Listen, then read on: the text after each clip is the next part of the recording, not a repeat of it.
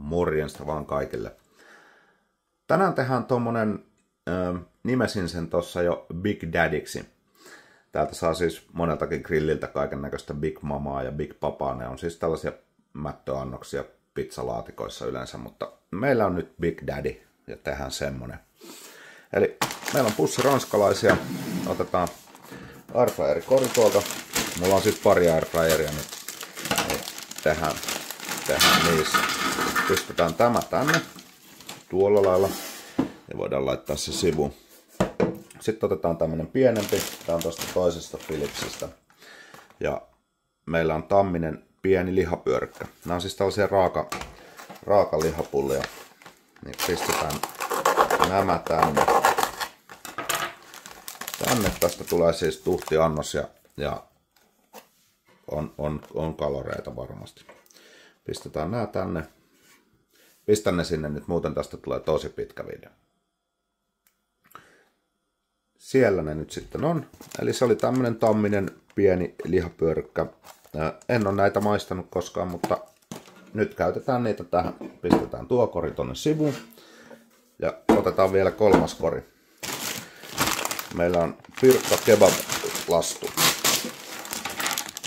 Sitä laitetaan tänne. Tommonen sopiva määrä. Olisikohan toi hyvä? Se on hyvä. Ja nyt pannaan nämä 3 koria airfryeriin ja sitten lisätään vähän myöhemmin vielä lisää tavaraa niihin. Noin. Ensimmäisenä lyödään ranskalaiset. Pistetään 200 astetta ja 18 minuuttia. Ne saa nyt mennä siinä vähän aikaa ja sitten täräytetään seuraavat tuotteet. Noin. Sitten lyödään lihapullat. Ne tulee tähän pienempään. Ja pistetään 200 astetta ja 10 minuuttia. Ja sitten tässä valitaan niinku toinen puoli 200 astetta ja pistetään siihenkin alkuun 10. Voi olla, että joudutaan aikoja vähän muuttamaan. Ja sinne lyödään sitten nämä kebabit ja tuosta päälle sekin. Noin, nyt odotellaan taas vähän aikaa. Noin, niin nyt täällä on 8 minuuttia jäljellä, niin nostetaan se tuohon pöydälle ja katsotaan saanko tän nyt tuohon telineeseen jotenkin fiksusta. Tuolla lailla. No, ne tietysti osu siihen. Otetaan vähän perunamaustetta. Tämä on hyvää tavaraa tämä. Ja sitten otetaan suolaa. Sitä tommonen oma maun mukaan. Sitä pisti vähän varovasti tuohon alkuun ja suoritetaan pieni sekoitus siitä. Sitten meillä on tällainen Tamminen maalaisnakki. Se heitetään sinne koko paketti. Sen voi tässä vaiheessa pistää. Joo, ne on tällaisia, mitkä on kiinni. Otan ne nyt erilleen tossa ja sitten jatketaan kuvausta. Nyt on sitten nakit siellä. Ja se oli tosiaan tämmönen Tamminen lihapitoisuus 82%. Sitten vielä yksi. Meillä on tämmönen Kariniemen suikerot. Tämän näköisiä. Pistetään tämä paketti sinne. Näitä ei kannata koskaan mielestäni kaataa, koska täällä on tätä ihmeellistä tällaista silppua tai sehän on tätä kuorotetta, mikä irtoaa tästä. Niin se kaatuu tonne mukaan ja se ei ole enää sitten niin mielestäni niin hyvän makuinen syödä. Tuolla lailla nyt ollaan saatu kaikki raaka-aineet niin sanotusti airfryereihin ja lyödään tämä paikalle ja antaa 8 minuuttia mennä. Me voidaan oikeastaan tässä samalla vaihtaa tänne toiselle paikalle katsomaan. 5 minuuttia on mennyt lihapullissa. Ne näyttää tältä. Epäilen, että joudutaan ehkä aikaa lisäämään siihen. Ja kebabit on täällä. Siinä on kanssa 5 minuuttia mennyt. Lyödään takaisin ja palaillaan kun nää piipittelee täällä. Nyt jo tässä vaiheessa näen näistä lihapullista kun 3 minuuttia on jäljellä, että nää kyllä vaatii vähän lisää aikaa, niin pistetään siihen nyt. Siinä se on 3 minuuttia on nyt, niin pistetään 4 minuuttia lisää, eli silloin siitä tulee 14 minuuttia yhteensä. Palataan, kun se on valmis. Ja nyt täällä kebabit piippas ensimmäisenä tämän näköistä. Pistetään kiinni, ettei jäähdy, mutta se on hyvä. Sitten lihapullissa on 4 minuuttia aikaa ja täällä on vielä 2. Katsotaan, kun valmistuu. Ja nyt tämäkin täällä piippas tämän näköistä. Sitten vielä lihapullat.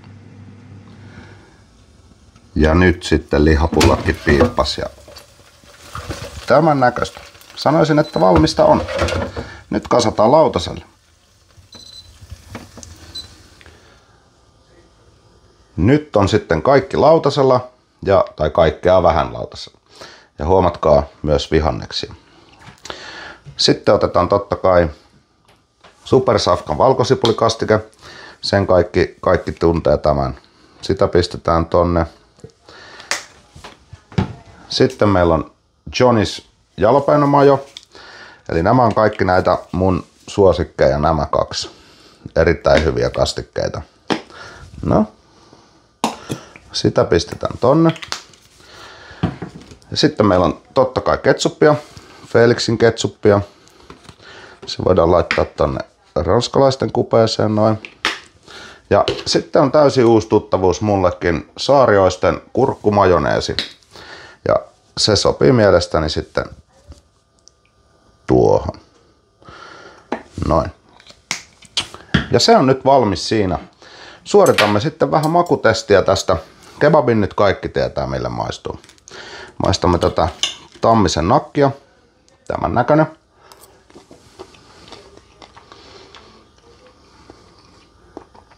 Ja hyvä nakki onkin. Kyllä. Sitten otetaan, tää oli se Kariniemen, mikä kanasuikera vai mikä se oli nimeltään. Sitä maistetaan.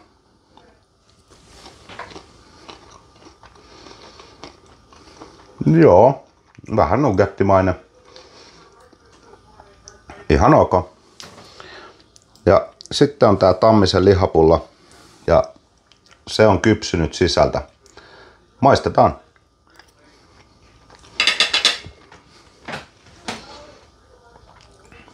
Aika kiinteä. Aika kiinteä. Ihan hyvä. Ihan hyvä lihapulla. Erilainen kuin Kivikylän lihapulla, mistä itse tykkään tosi paljon. Ja sitten otetaan vielä tästä, maistan ihan tällaisenaan tätä Saarioisten kurkkumajoneesia.